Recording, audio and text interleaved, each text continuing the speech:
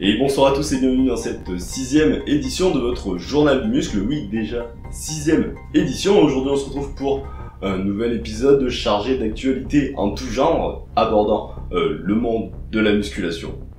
Et comme première actualité, nous avons choisi une actualité concernant notre sponsor, notre collègue, monsieur Eric Rallo, rédacteur en chef du magazine gratuit en ligne Fitness Mag, qui a annoncé il y a peu commencer une nouvelle série de vidéos. Et tenez-vous bien, ce qui va se passer, c'est qu'ils vont tout simplement développer la nouvelle préparation physique du grand champion Moussel Bakouchi, connu sous le nom de Megatron, grand champion ayant participé à Mister Univers de la fédération NABA. Donc là, il y a du très haut level et ils vont ensemble créer toute une série de vidéos abordant en profondeur et sans secret, sans langue de bois, sa préparation. Je vous invite donc à vous rendre sur la chaîne du magazine Fitness Mag où vous pourrez suivre cette super série de vidéos dont les premières sont déjà sorties. Passons maintenant sur une actualité concernant une initiative dans le monde de la musculation. Et oui, il ne sera pas dit que les pratiquants de musculation ne peuvent pas être un petit peu écologistes, car en effet une salle a ouvert au Royaume-Uni, à Londres, une salle proposant de s'entraîner sur des machines, notamment des vélos elliptiques, permettant de récupérer l'électricité produite par les pratiquants pour alimenter la salle. Superbe initiative qui fait faire énormément d'économies à la salle et qui en plus limite la production d'électricité par des sources un peu moins sympas que la force des cuisseaux des pratiquants de la salle.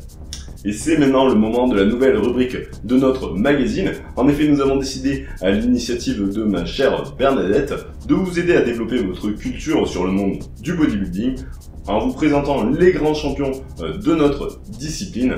Et aujourd'hui, on commence avec un athlète français. C'est le moment Cocorico, car nous allons vous parler d'un athlète avec un des physiques les plus impressionnants et surtout les plus symétriques, les mieux proportionnés que la Terre n'ait jamais porté.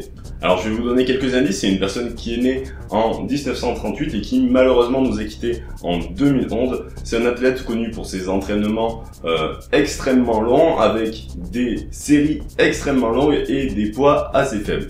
Il est aussi connu pour ne s'être quasiment jamais blessé de sa vie, mais aussi pour ses superbes proportions et ses abdominaux découpés au couteau. Alors pour ceux qui ne l'auraient pas reconnu, il s'agit de Serge Nubret, dont nous vous affichons quelques images sur l'écran. Serge Nubret, connu pour son physique extraordinaire, c'est un petit peu la figure de proue du bodybuilding français, athlète ô combien primé car il a participé de nombreuses fois à l'Olympia, la plus grosse compétition et la plus importante dans le milieu du bodybuilding. Et pour vous aider à comprendre à quel point il a excellé dans ce sport, il faut savoir qu'il participait en même temps que des athlètes très connus comme notamment le fameux Arnold Schwarzenegger. Il a fini en 73 à la 3e place et second 2 années d'affilée en 74 et 75.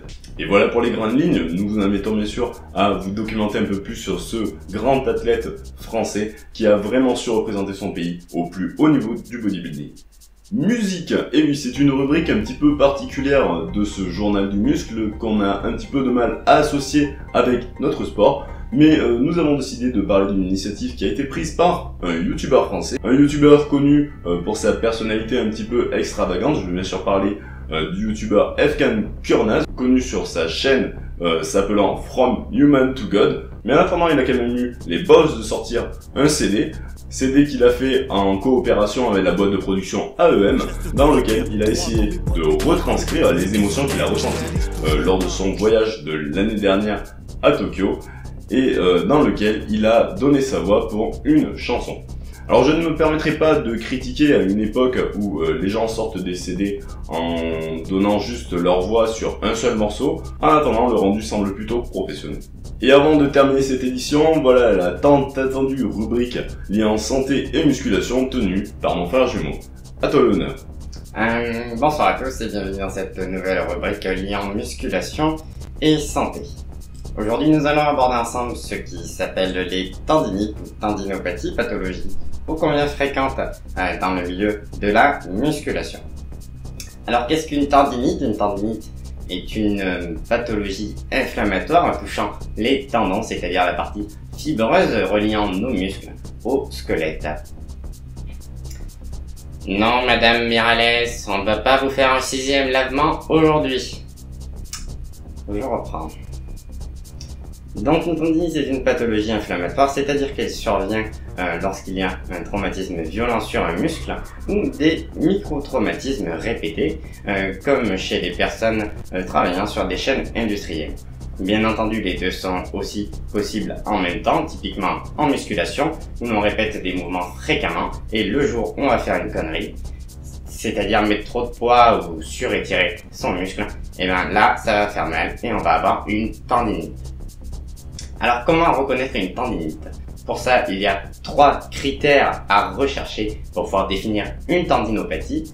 Une tendinopathie se définit par une douleur au niveau de l'insertion du tendon concerné, une douleur à l'étirement passif, mais aussi une douleur à la contraction musculaire contre résistance. Pour prendre un exemple, si on a une tendinite du biceps au niveau du chef-long, c'est un tendon qui se situe ici au niveau de l'épaule, on va rechercher 3 choses. Une douleur à la palpation de l'insertion, une douleur à l'étirement passif, c'est-à-dire qu'on va faire tirer le bras en arrière pour étirer le tendon du biceps, et une douleur à la contraction contre résistance, c'est-à-dire si la personne fait les biceps et qu'elle a mal, eh bien voilà, ça va faire le 3e signe. Sinon, pour la rechercher cliniquement, ce qu'on fait, c'est qu'on appuie à l'inverse de la contraction du biceps. Et si la personne, en essayant de contracter son biceps a mal, eh bien voilà, on aura notre 3e signe de la tendinite et on pourra donc dire que c'en est une.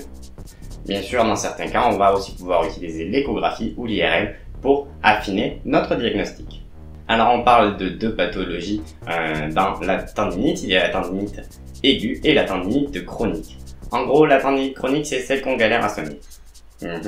Dans la tendinite aiguë, ce qui va être important, ça va être de se mettre au repos et le médecin va pouvoir prescrire des antalgiques, c'est-à-dire des antidouleurs, mais aussi des anti-inflammatoires non stéroïdiens s'il y en a besoin. Pour la tendinite chronique, c'est un peu plus compliqué et je vous invite à vous référer à votre médecin. Voilà pour ce dossier sur la tendinite. J'espère que maintenant vous saurez en reconnaître une et que vous aurez compris que ce qui est important pour la traiter, c'est de ne pas s'entraîner par-dessus. Bon, allez, je vous souhaite à tous des bonnes vacances. Moi, je vais retourner bosser. Je crois que j'ai un lavement qui m'attend. Et merci beaucoup pour cette superbe rubrique liée santé et musculation, et j'espère qu'un jour l'hôpital te laissera avoir des vacances. Et c'est maintenant la fin de notre édition, j'espère qu'elle vous aura plu et qu'elle vous aura appris plein de nouvelles choses. Dites-nous ce que vous en avez pensé dans les commentaires de cette vidéo-là. On se retrouve très bientôt pour un nouveau journal du muscle. Je vous souhaite à tous une bonne soirée et de bonnes vacances.